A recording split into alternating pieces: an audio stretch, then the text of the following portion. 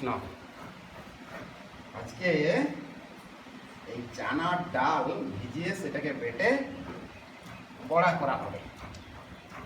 এইটা ভোগ লাগানো হবে কৃষ্ণের। ডাল বাটা,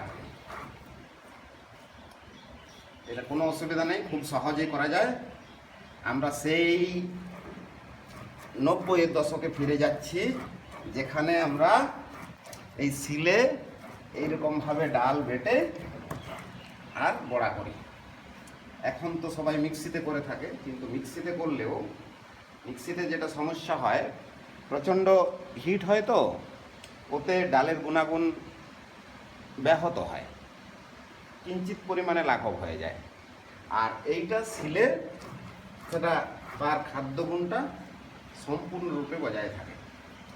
এইটা আমরা এইরকমভাবে ডালটা বেটে আর বড়া করব। তারপরে আপনারা সেই বড়াটাকে রসা করতে পারেন, কোনো অসুবিধা নেই। হ্যাঁ।